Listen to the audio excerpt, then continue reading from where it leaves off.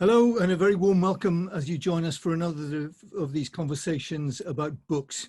Today we're talking to John Dickson about his new book, Bullies and Saints, an honest look at the good and evil of Christian history, published by Zondervan, Bullies and Saints. John Dickson is an Australian writer, speaker and historian who's distinguished fellow and senior lecturer in public Christianity at Regent College in Melbourne. He's the author of many books, including a number on the life of Christ. And in 2018, he wrote and co-presented a documentary film called For the Love of God, How the Church is Better and Worse Than You Ever Imagined, which was screened in theatres around Australia and has been broadcast on television networks in different parts of the world. In this, his most recent book, Dr. Dickson takes up and develops some of the themes of that film. So, John, welcome. Many thanks for being with us today. No, thank you for the opportunity to talk about this topic I've had my head in for so long. It's good to be able to talk about it. Yeah, well, Bullies and Saints begins with a story about a public debate in which you took part back in 2008. A debate, basically the motion was that we'd be better off without religion. You apparently lost that debate very heavily. What was it about that experience that shaped this book in such an important way? It was the realization that at least this audience of 2,000 people overwhelmingly thought we would be better off without religion. And some very good arguments were mounted against the motion, arguing for the good that Christianity and other religions have done. It was broadly religion. But the arguments for the motion that we'd be better off without religion really did focus on Christianity. And I came away really struck that there's a huge cohort of people who think that overall the church has damaged the world. Ipsos did a poll in 2017 and found roughly the same thing, that well over half of this country, and certainly in the UK, believe that religion has been a force for ill more than good. So that realization just set me thinking, why is it that so many people think this? Are there answers? Do we just need to concede that is the case? And I guess that set me off on this project to kind of expand my repertoire of the periods of history that I've specialized in over the years. And over the next 10 years, try and get my head around the good and bad of Christianity. And I think I'm simultaneously more sympathetic to those who thought we'd be better off without religion. And yet I feel like there's a lot I wish I could say to that audience. Yeah, and I mean, we've seen in recent decades, I suppose, really high-profile people, the new atheism. I'm thinking of, and particularly Christopher Hitchens. Christopher Hitchens' book, God Is Not Great. That seems to be a continuing conversation partner for you. The idea that religion poisons everything.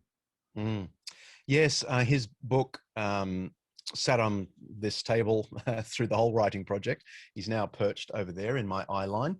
And I almost felt like the ghost of Christopher Hitchens lived in this office while I wrote the book.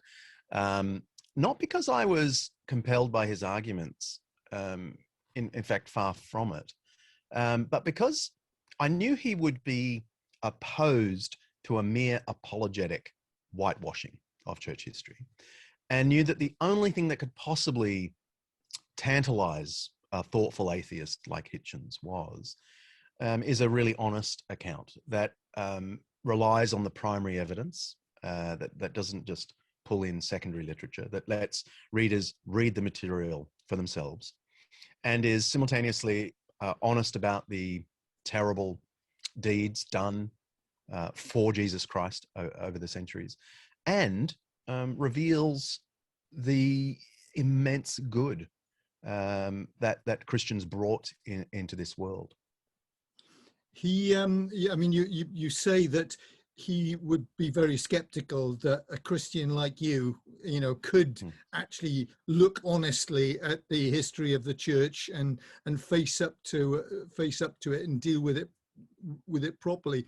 And but in kind of pushing back against that idea, you reject the notion that you yourself are an apologist. Why don't you like that word? What's apologetics? What's the problem with that as far as you're concerned? Well, maybe it's just an Australian perspective, but the word apologetics feels like a damaged word in this context. It feels like you do apologetics when you're not doing any one of the disciplines. You're just pulling in tidbits from all the disciplines to make whatever argument you can on behalf of Christianity. And so you don't do real history, you just pull out historical facts to make a point. You don't do real philosophy, you just pull some quotes from philosophers to support your cause. That is the connotation of apologetics, at least where I am. And the word is, used by secular folks who will just say, oh, you're a mere apologist.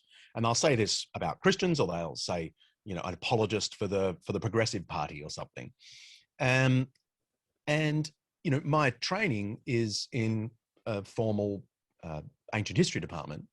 And I think over the years, I've come to feel a certain sympathy with the criticisms of apologetics.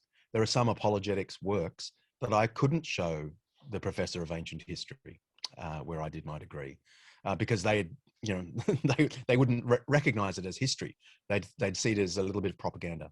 So what I'm trying to do in the book, I don't categorize as apologetics, though I think someone like Christopher Hitchens would, just knee-jerk reaction. The public dimensions of all of this obviously matter to you. I mean, you founded the Centre for Public Christianity in Sydney some years ago, and that was the kind of the producer, I suppose, of this film that you made. Yeah. That sense of making a public defense of the Christian faith clearly is what you're all about.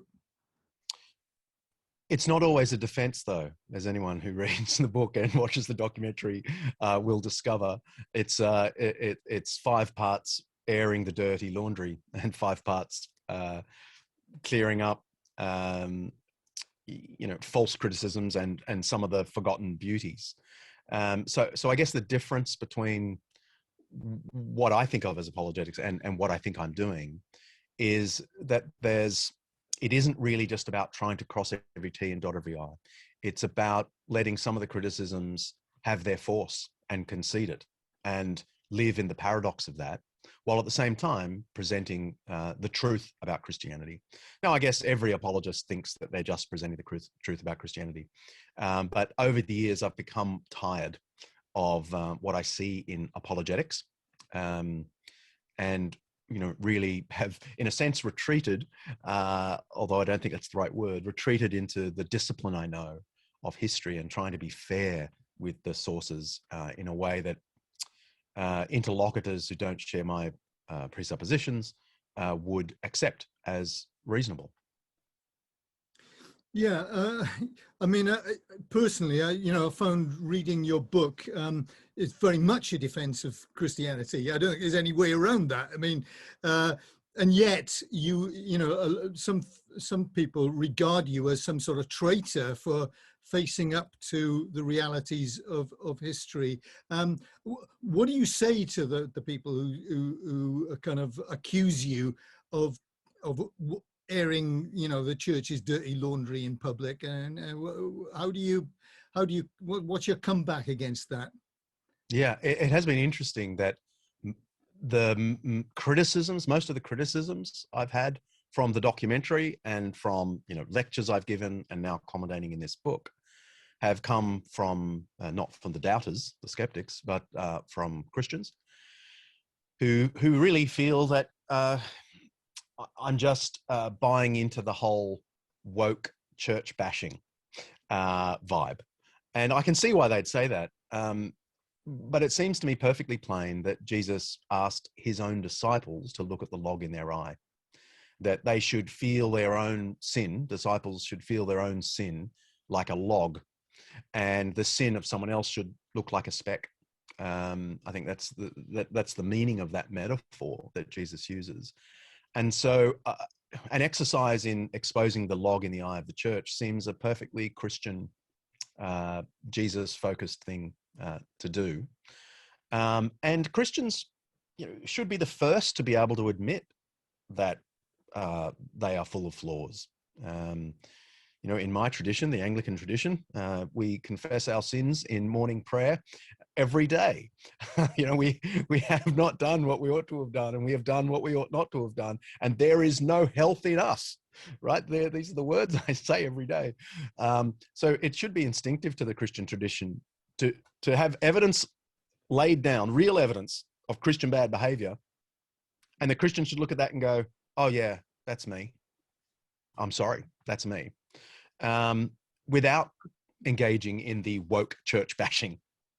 Yeah, I mean, I suppose what makes this so difficult for Christians is the fact that we're not just called to confess our sins, but we also, as you point out, in the creeds, the Nicene Creed, I believe in one holy Catholic and Apostolic Church. And that sense of believing in the holiness of God's people, the holiness of this institution that was apparently begun by Jesus Christ himself. And here you are pointing out not only its kind of, its sins and its foibles, but moral catastrophes that scandalize the world. And that's your starting point for the book. I would say that it's part of holiness to be open about one's faults, and it is part of the process of sanctification to address and redress those faults. So I would actually connect them far more closely than simply holding them in tension. Yeah, I mean, does the fact that we are members of a church here and that we're committed to somehow not just defending the faith but this institution, does that make it difficult for contemporary Christians, particularly difficult for contemporary Christians, you think? Yes, especially the recent catastrophes, which, as I reflect on the whole 2,000 years of Christian history, are perhaps the greatest catastrophes and will be remembered as such, much more than the Inquisitions and the Crusades ever were. And so it is a particular problem. But clearly in the middle of this organization, there is the Holy Catholic and Apostolic Church that is forgiven its sins and in varying degrees bumbles its way through loving enemies. And I think you see this, and one of the things that I am more convinced about, having done the research and written about it, is that in every period where there is moral catastrophe, there are reformers and prophets within the church who rise up and call us back to the founding traditions, who point out that the church is not the church if it lives like that. And the church reforms, not just the great Reformation that we think of in the 16th century, but there were reformations in the 4th century, in the 6th century, in the 8th century, in the 11th century. And this seems to be built in to the Christian church, the ability to acknowledge fault, to see fault, acknowledge fault, to turn and rely on God's grace to better reflect the image of Christ, better stay in tune with the melody of Christ. You, I mean, the title of the book is Bullies and Saints, and you seem to be saying that, these are not separate categories. The bullies are sometimes saints, and saints can often be bullies as well. Is that right? Yeah, I think so. Again, I think of, let's just take Constantine. People often say Constantine was just a bully, and he ruined everything. I mean, this is the simplistic story that's told. When Constantine converted to Christianity, and we tend to put converted in inverted commas there, He, invited bishops to the table of power, and then everything was terrible until, maybe Martin Luther came. That's the story that we sometimes tell ourselves. But of course, Constantine was, yes, a bully, because he was a Roman emperor and a human with immense power. But at the same time, he was the one who gave everyone a day off, the paupers as well as the rich.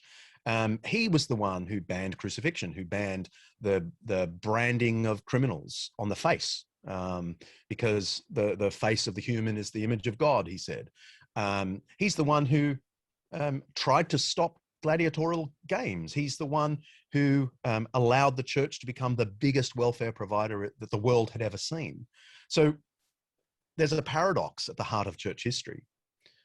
Some of the periods of church power were also the periods of church compassion. Or you take Ambrose from 2 generations later, the Bishop of Milan at the end of the 4th century. He was a Roman senator and governor, parachuted in to be the Bishop of Milan. And he acted like a Roman governor as the bishop. He bossed the emperors around. And yet, if you had asked the poor in Milan, is Ambrose a bully? They would say, are you kidding? He's the reason we are fed, because he insists on the poor being put first. And it's true. He really did. So what do I do with that? I don't know. So yes, there's a paradox that you find in individuals, you find in churches, and you find in centuries. There were bullies at the end of the 4th century, but there were also people like Basil the Great, who started the first hospital. Gregory of Nyssa, who writes the first speech against slavery, at slavery per se, all slavery. It's mixed, isn't it? That's the impression I gain. And there are paradoxes here I can't resolve. But I tell you, the overwhelming feeling at the end of, thinking about 2,000 years of history is I actually find myself looking in the mirror and thinking, well, where am I a divided soul? Where am I both a bully and a saint? Yeah.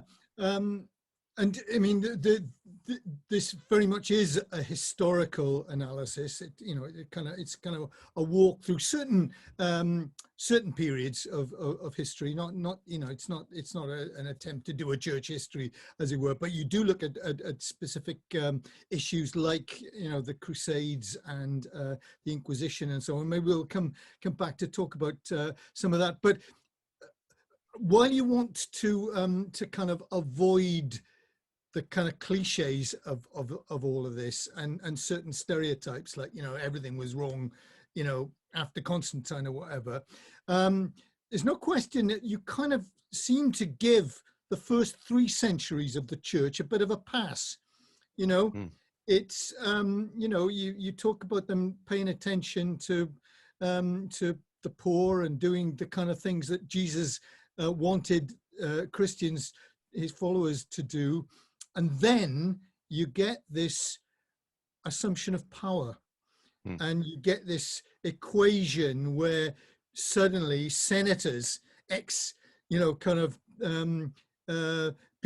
from the elites basically come into the church and, taking power. Now, a kind of one view of that is that, well, that's basically the author here basically taking a kind of an Anabaptist position. It's power, it's taking political responsibility is the issue. Taking social responsibility is the issue. If the church simply could be its own thing and coming out from among them and remain this distinctive institution separate from all of that, then we'd be okay. There's a bit of that going on, isn't there? Not in my opinion of the church, but I think there is in the data. So it's very difficult to find anything in the first 300 years in our literature, either the Roman and Greek non-Christian literature about Christians or the Christian literature itself, that indicates that they were power-hungry bullies who were violent. So it does seem to me to be a fact that the evidence we have indicates that those first 3 centuries were pretty special. And then from the 4th century, not immediately, but by the end of the 4th century, it becomes very mixed. And I don't personally believe that the problem was when the church had power. I think the paradox I was trying to explain a moment ago is that I don't know how to resolve this paradox, that when the church had power, it simultaneously did more evil and good. I mean, it's the very fact that churches had immense power and large tracts of land by the beginning of the 5th century. That actually enabled them to have farms dedicated to the poor, where they just grew food that was for food distribution. Now, that was a function of them being extremely wealthy by the beginning, or some parts of the church being extremely wealthy by the beginning of the 5th century. And yet, at the same time, that tradition can be misused because obviously they can become landlords. And the church as a landlord can be a little bit pushy and a little bit greedy. So all I would say is that great good and great evil can be done with power. And therefore, power isn't the problem. The problem is not listening to the melody of Christ. Yeah, that notion of the melody of Christ, that was the theme of the film as well, wasn't it? Yeah. You know, you playing the one of Bach's cello, having a go at playing it and it not coming out too well, and that's an understatement. Well, I mean, that wasn't my gloss on what you did, but I think that was what you were trying to show as well. That here's this brilliant piece of music that you're not playing as well as you might do. Let's put it that way. Yep. And that is your argument, really. Yes. Yes. If there is an argument to the book, it's that anyone can tell at 100 paces that the original melody is pretty beautiful and had a wonderful effect on Western culture. And anyone can tell at 100 paces that when Christians are oppressing the poor, they're not singing the melody. They're out of tune at that point. Christians did it. Real Christians did it. So I'm not offering a true Scotsman argument. I'm saying real Christians did this, but when they did this, they were not in tune. Isn't this like the sort of argument, though, that I mean, idealists from all sorts of places, Marxists will say, the problem with Marxism is not Marxism, it's what Marxists have done. The ideals are fantastic, and, but I mean, isn't that simply saying that, this marvelous idea, none of us can live up to it. So, I mean, actually, what's really different about this tune that is being played, and these ideals that are being mapped out? I guess the difference is it's hard to find a Marxist society that ever was, peace-loving and fair. But it's very easy to find grand historical periods where that was Christians lived by the ethic. So even in say the 600s, and you get this wonderful sort of turning toward the poor that led by Bishop Eligius in France. That became the norm in the 600s to give your wealth away, to try and free slaves at every turn. And he made it a demand on all of his converts, and he was elevated to be a bishop. So actually, I can point to many periods in church history where the tune was well sung, not perfectly, but enough for, I think, onlookers to say, "Wow, the more we stay in tune, the better we all are."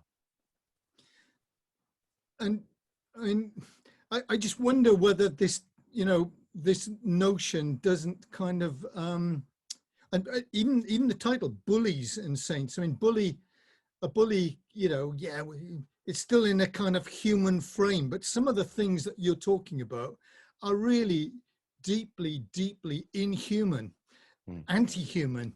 And you face up to massacres. Certainly the terrible massacre in 1099 that is kind of like a focal point for the book. The Crusaders did in Jerusalem, but also things like anti-Semitism and the way in which major Christians. So Ambrose, who you kind of you praise in some ways and draw attention to the good things. Here is somebody who encourages violence against synagogues and against the Jewish population, and how that becomes this awful theme in Western history. I mean, this is not something that you can gloss over very quickly, or even put as well. Here's an example of the church not doing things very well. This seems to be a foul notion of what life is. I couldn't have put it better. That's why I give that theme so much attention in the book, because you find anti-Semitism creeping in. I mean, you find it in documents in the 3rd and 4th century, in Christian documents, but you find it enacted in law in the early 4th century under Constantine. And certainly by the end of the 4th century, you've got Ambrose approving of the destruction of synagogues, and all the way through we go to Martin Luther of blessed memory, who was despicable in his statements about the Jewish people. I've got nothing to say by way of defense. Nothing. Yeah. And there really is very little that one can say. And yet, you don't stop writing at this point. You don't actually leave off. I mean, you're still committed to the Christian faith. And this is where I wonder whether guys like Christopher Hitchens, who's passed on now, of course, as you point out, but whether they can ever really take Christians seriously in facing up to the realities of history, because there does seem to be a sense in which you say, yeah, well, we did that, mea culpa, okay, Gov, bang to rights on that one, but actually look at the good stuff that we've done. Look at so it does become a kind of an equation of, okay, yeah, we've done some bad stuff, but the good stuff that we've done, the good stuff that the church stands for, outweighs. It's a kind of moral equation which always comes out in favor of Christianity. And you kind of, you are, while you don't want to do that in the book, isn't that the effect of what we do when we kind of want to say, oh, well, here's this beautiful tune that's being played even by an anti-Semite like Ambrose? Yeah, I mean, that's just the reality. And I really wonder whether 100 years from now, people will be looking back on us and wonder if we were really Christians, the way, we accepted, a pornographic culture, the way we are materialistic and accept large salaries and drink bottles of wine. And while we know that the poor are suffering, it really just makes me think that's me as well. It isn't just Martin Luther, and God have mercy on us all. But I want to say more than you just need to do a weighing of the two, moral failing versus moral good. Even someone like Christopher Hitchens can tell that when Christians are slaughtering Jews along the Rhine as battle practice for when they get to the Crusades, they are not following their master. They are departing from their master. So it isn't as simple as me saying, oh, but those same Christians did some good. I'm saying the good that they did is consistent with the tune that they were meant to be following. And the evil that they did was a departure from that. I think I quote Albert Einstein in the book to say, he wrote an essay to German nationalists in 1915. And he ends the essay by saying, I can put this problem in just a few words, and words very appropriate for me as a Jew. He says, honor your master, not just in words and songs, but foremost in your deeds.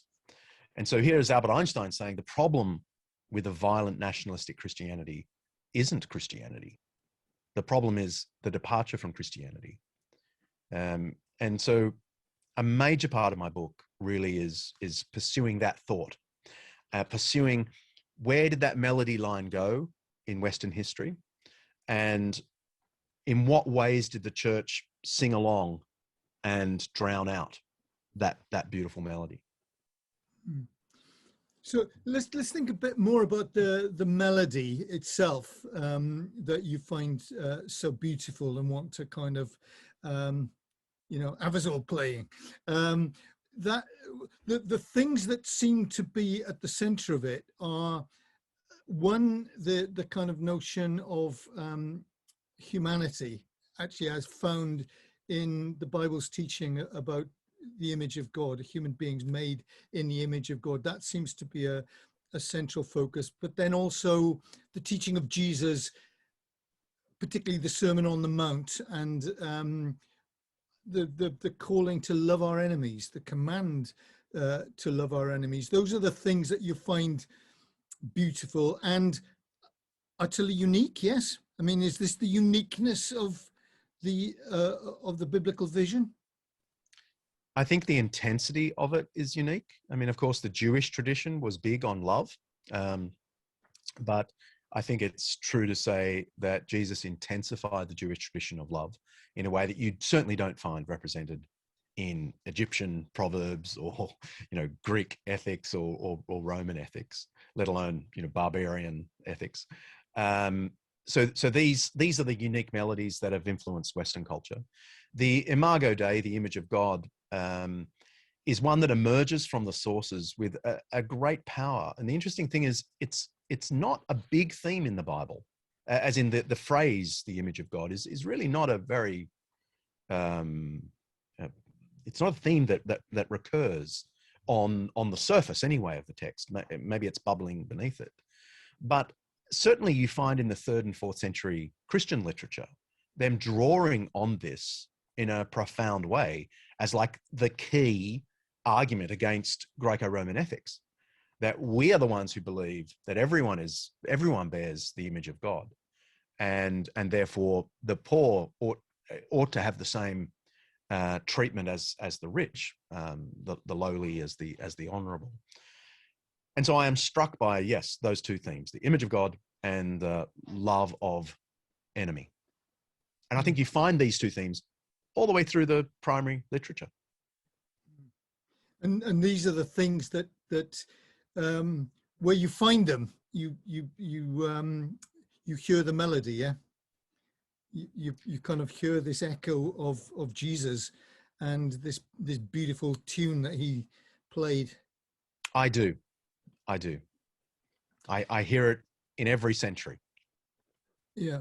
When you the book has got this kind of double-pronged attack, if you like. I mean, on the one hand, it's looking very truthfully and honestly at some of these awful events. I mean, the Crusader event that I mentioned, you say that was when you were doing a piece to camera for your documentary about that in Jerusalem, that was a day that your kind of faith in the church sort of finally collapsed, or I mean, how would you put that? How would you describe that particular moment?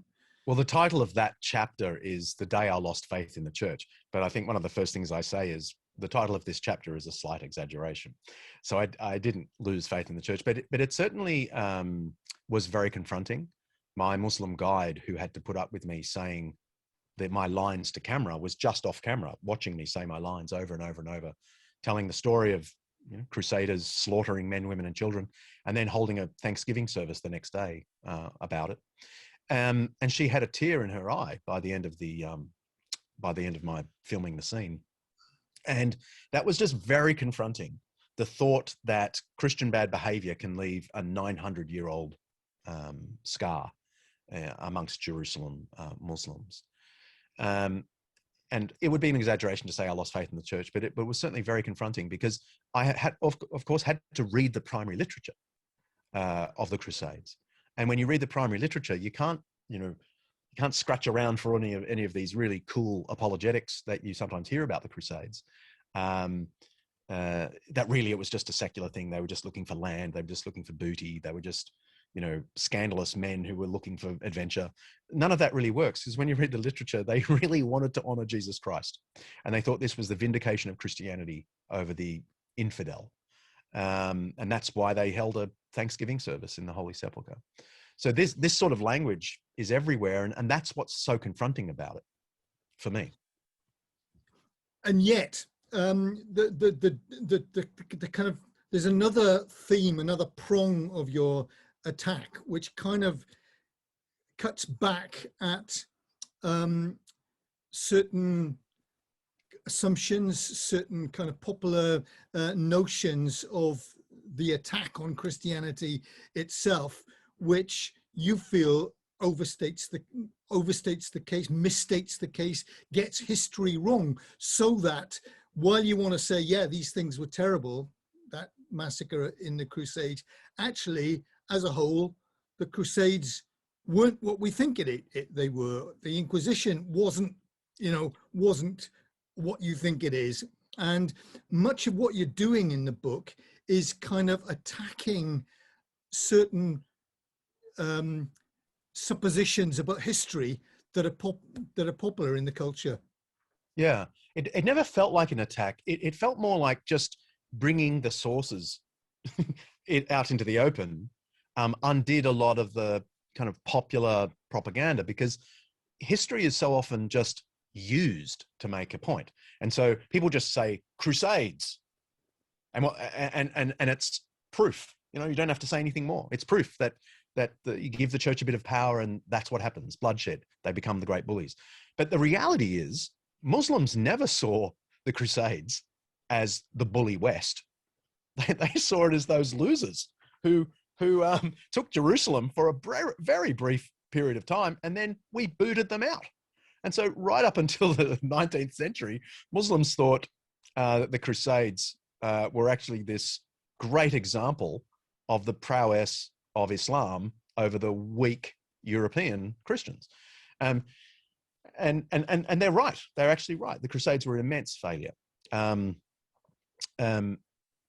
I also think that there are things that can be said in defense of the Crusades, in that at least the First Crusade was very much an attempt to push back on Islamic progression to the West.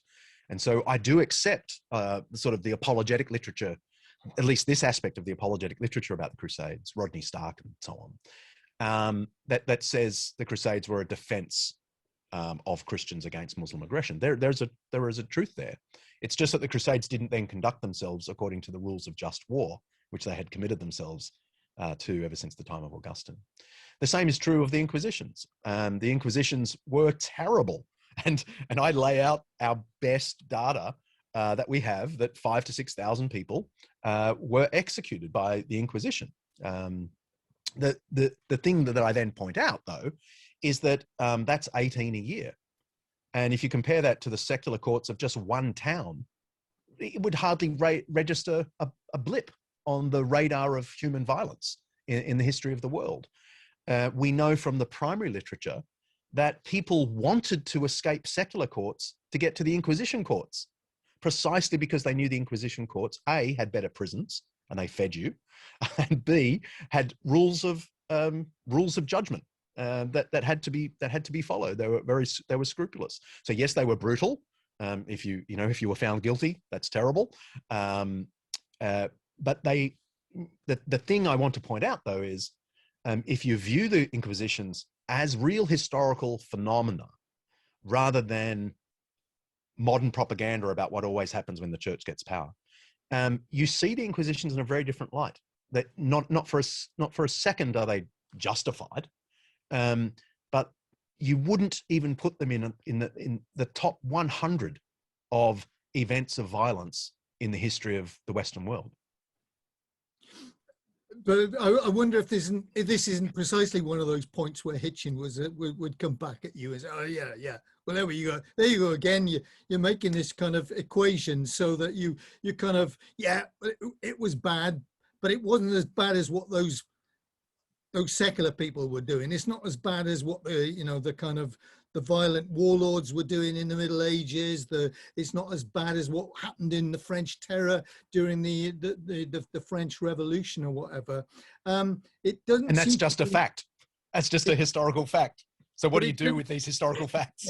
It doesn't seem to be much of an argument for Christianity. Well, it's not a justification of those events. It's not an argument for Christianity, but it's certainly historically clarifying. I mean, 17,000 people were executed in 9 months in the French Terror, in the name of secular liberty. But no one goes around blaming the French to this day, or secular liberty for that matter.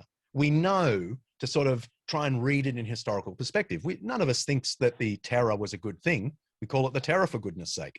But we don't blame all the French or blame secularists for that. And this is the simple point I'm trying to unpack for people. The Inquisitions were nowhere near as violent as the French Revolution, and yet they come to represent in the modern mind this bogeyman, and it's the bogeyman that I want to bring into the light. And when you bring him into the light, he's still a bogey, but he's a much smaller one than we might have imagined. And people can decide for themselves what to do with that. It doesn't make the church fantastic, it's not a mathematical argument. You killed more people than we did, so we win. I mean, I make clear that the book is not trying to do that, but clarity is always a good thing. And when you bring primary sources to bear on a conversation like this, suddenly history becomes history instead of history being used as propaganda.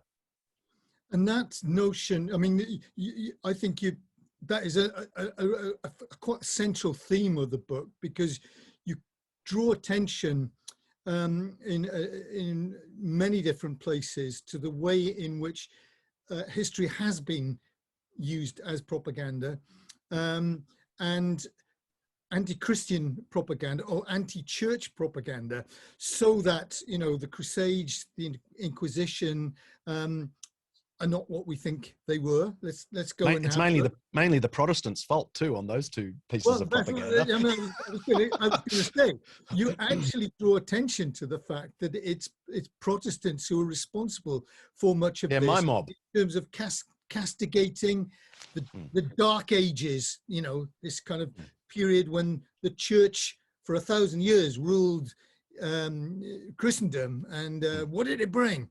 And you kind of, you say that's an anti-church polemic that was started by Protestants and is now basically perpetuated by the woke crowd. Yes, that's exactly what seems to have happened. It's clear from the sources that the Protestants were the first to really bring this to the fore and say that the Inquisitions are emblematic of what happens to the Catholics. That's what Catholics do. Catholics start Inquisitions. Catholics and their horrible crusades. And this Protestant propaganda was originally designed to say, we're not with them. Though they're the Catholics, we don't do that, right? And it's the great distinguishing feature between Catholics and Protestants. But of course, Protestantism, morphed into secularism, and secularism borrowed that argument, said, thank you very much. And we blame you Protestants too. You Protestants and Catholics, the whole lot of you do Inquisitions and Crusades. And so it's a very interesting thing just to plot how these things tracked. Same with the Dark Ages.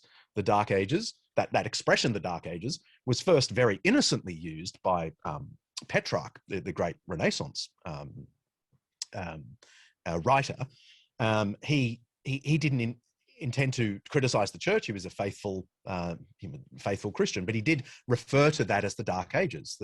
And all he meant was how terrible that the great literature of Seneca and so on basically stopped around 500, and how wonderful that we are now reviving it. But in the generation after him, secularists started to use Dark Ages. And in the couple of generations later, the reformers started to use that age of darkness. And they popularized it so that you can then see that the Enlightenment, which comes, of course, much later than the Reformation, uses the same expression, but actually lumps Protestants in with it as well. And so everything's dark until we came along. Yeah, these titles, the Renaissance, the rebirth, you know, of kind of culture, the Enlightenment. These are polemical terms which are basically anti-church and have become anti-Christian in their intent. Yes, interesting, isn't it? They started as anti-Catholic, then they became anti-church, and then they became finally anti-Christian. So I mean, your argument actually, in terms of facing up to the realities of history, is to say, yeah, look at us, you know, yeah, we're bullies and saints. We're, you know, we've done terrible things, but there's also good stuff going on. Sometimes the same person does them, but it seems to be a kind of an argument why contemporary Christians need to be owning the whole of our history. It needs to be not doing the kind of Protestant, you know, the classic reformer thing of saying everything went wrong, you know, when the Roman Catholic Church started or whatever, or but actually say, let's look back at these periods. And you bring up various fascinating examples. Alcuin, you've got a couple of chapters on Alcuin, and why is he one of your particular heroes in all of this? Well, he's the greatest European we've never heard of. He in the 8th century is an advanced academic and a deacon of the church who's poached by Charlemagne to basically establish Charlemagne's Europe as an educational program as much as a military program. And Alcuin sets to work training boys and girls, and then raising up more teachers, and those teachers train teachers. And by the end of Alcuin's long career, toward the end of the 8th century, there are literally hundreds of schools teaching kids the basics of grammar and rhetoric and logic and arithmetic and geometry and music and astronomy. And once you've done all of that, you can advance to do philosophy and natural history and theology, of course. And this has a massive influence on Europe. And the other great thing about Alcuin, apart from single-handedly turning Europe into an educational empire, he convinced Charlemagne, it seems, to be kinder to the pagan tribes in the north of Europe, because Alcuin's policy had been baptism or the sword. You choose, baptism or the sword. And we have letters from Alcuin designed to convince the court of Charlemagne and Charlemagne himself, in very tentative, beautiful, persuasive language, that the only way you can truly convert people is through the apostolic principle of persuasion and sweet words and the gentleness of Christ. And it does seem from the laws that Charlemagne changed the very next year that Charlemagne was convinced by Alcuin. Alcuin was credited as the only man who could openly contradict Charlemagne. And so I find someone like him an incredible prophet figure right there in the mid to late 8th century, who transformed Europe. So this idea of Petrarchs, even at the beginning of the Renaissance, that kind of literature died out and hadn't been maintained. It's precisely guys like Alcuin and the whole monastic kind of enterprise, really, that actually maintained the literature of the ancient world. You know, if you were going to find these books anywhere, it would have been in the library of a monastery.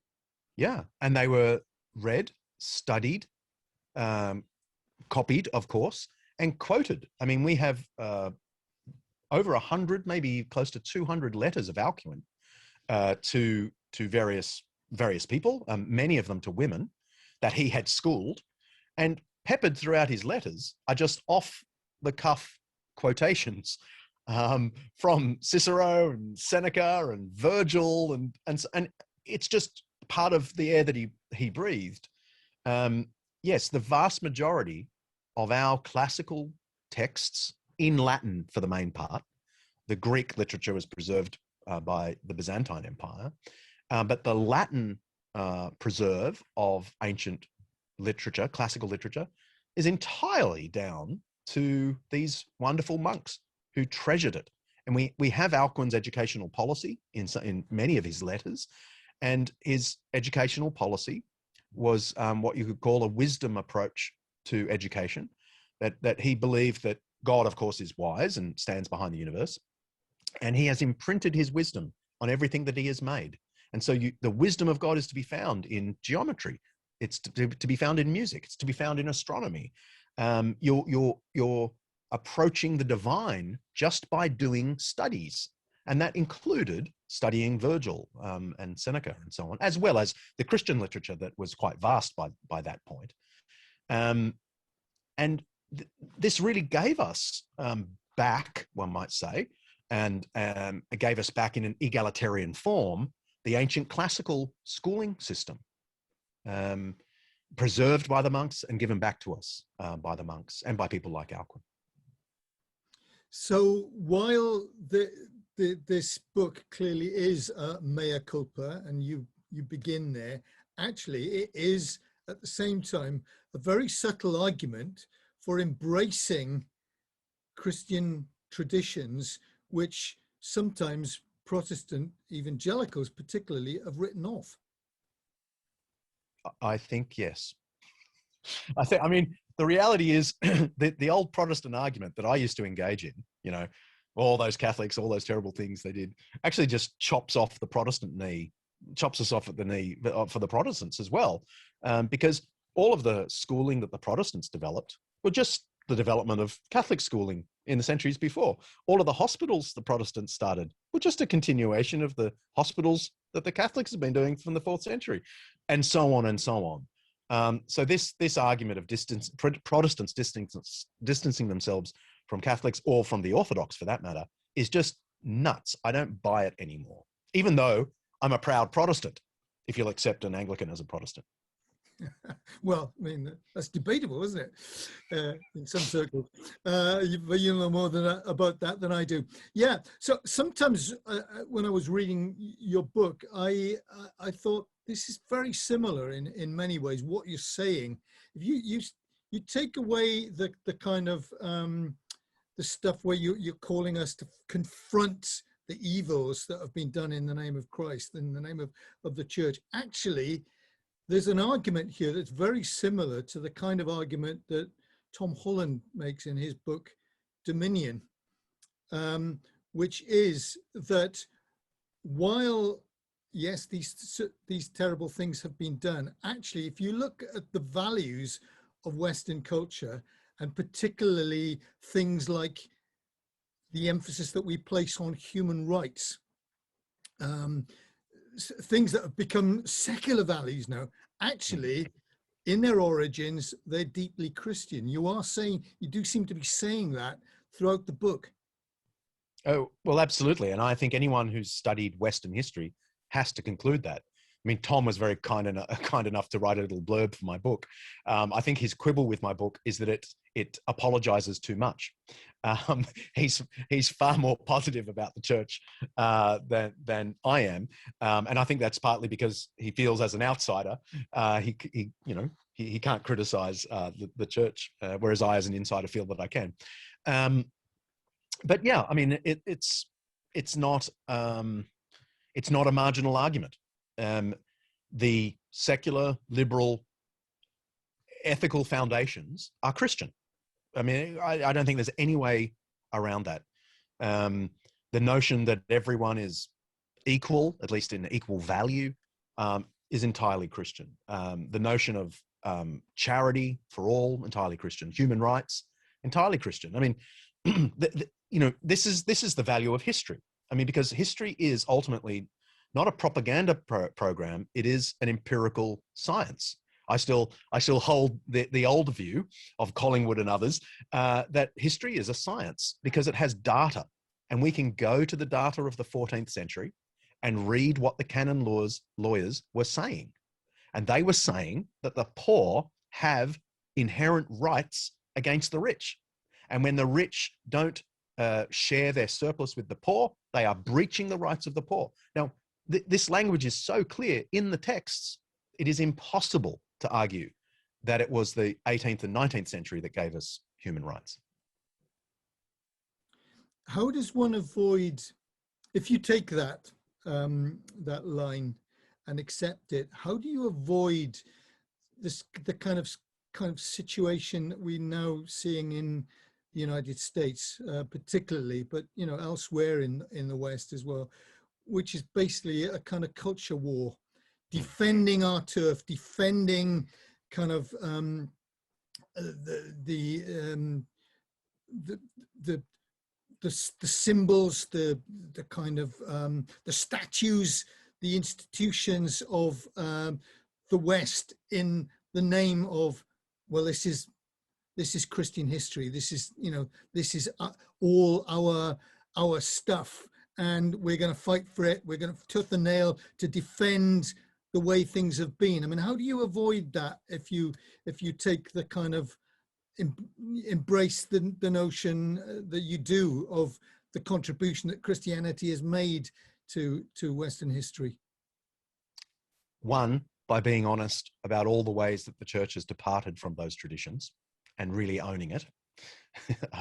Then it's impossible to be triumphalist and to regard it as our patch. And two, the very obvious observation that these traditions we're talking about were precisely traditions for everyone. They were not our patch. I mean, all the discussion of rights for the poor was actually, from the beginning meant to be this sort of this idea that was a gift to the other. It wasn't about propping up Christendom. It was about Christians doing the right thing by the poor. So I think holding those two things together is the way to avoid that culture war program. And Christians can and should rejoice that secularists today are often much better than Christians at caring for people's inherent rights. And the secular world has a wonderful tradition of pointing out the faults of the church in a way that maybe sometimes we don't see. And so we should welcome that as well. I don't think any of what I'm saying feeds into the culture wars.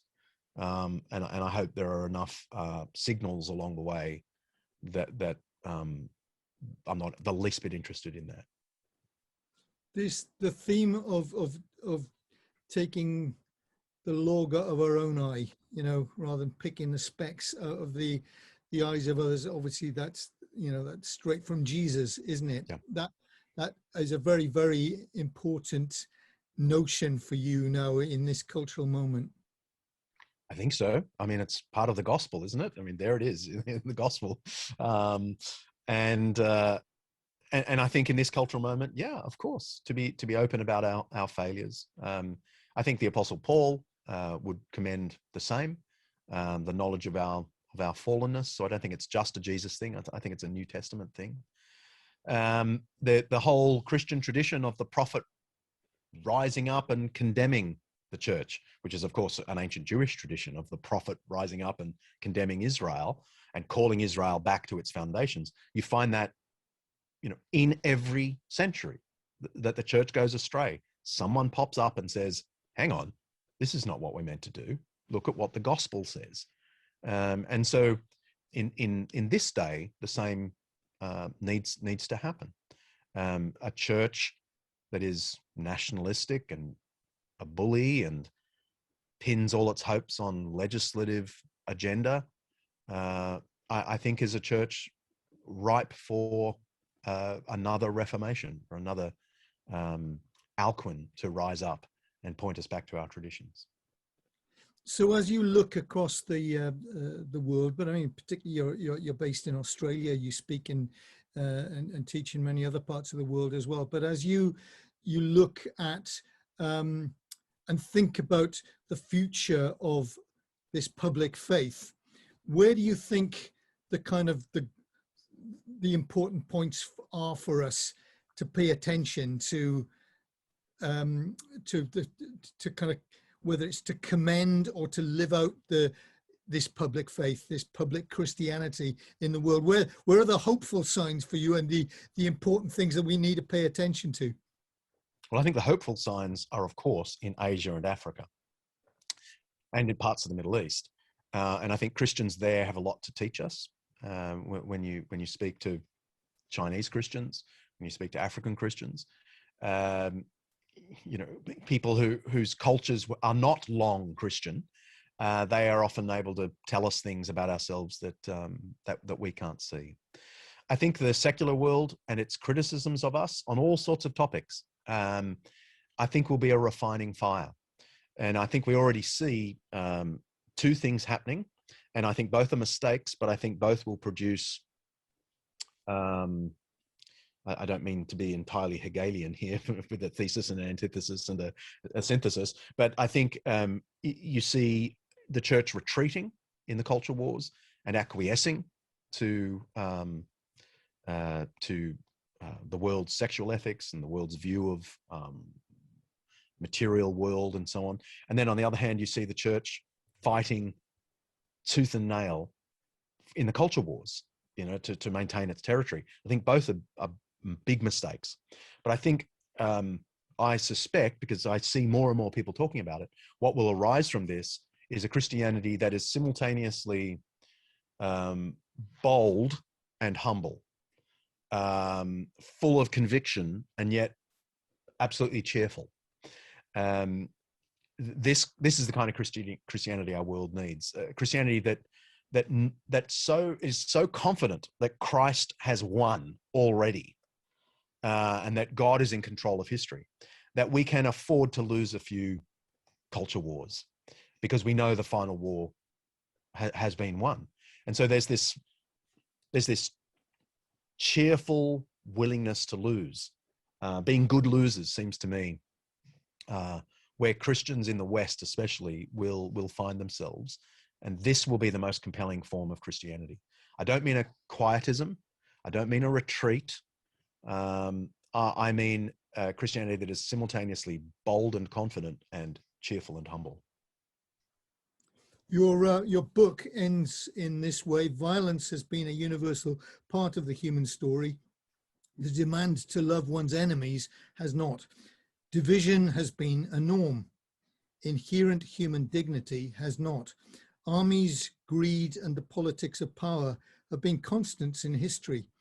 Hospitals, schools, and charity for all have not. Bullies are common. Saints are not. Is that the just a kind of the gloss on the way things are, or is that somehow a rallying cry to us? It is in some ways a rallying cry to the church, because of course I have two audiences in this book. I do have the skeptic who would be open to a really fair account of history, but I also have the church who is a little bit triumphalistic, and might by the end of the book see a few more logs in the eye. But I think the particular argument I'm making as the book lands is the human heart is the problem. It isn't religion or irreligion that is the problem, it's the human heart. And everywhere you look in human history, East and West, ancient and modern, there is war, and there are bullies, and there's violence and the degradation of people's rights. But there is this golden thread that's woven its way through Western history, that is the gospel, that is Christ's self-giving, and of course his teaching of love. That has not been common, but where the church has played the tune, it has transformed the world. And so I guess there is a little bit of a rallying cry to the Christian troops in those final lines. Great. Well, thanks very much indeed for coming and talking about this book. We've been talking about Bullies and Saints, how an honest look at the good and evil of Christian history by John Dickson, published by Zondervan. Thank you so much, John. Thank you, folks, for your company, and join us again soon for another of these conversations about books. Bye now. Pleasure. Thank you very much.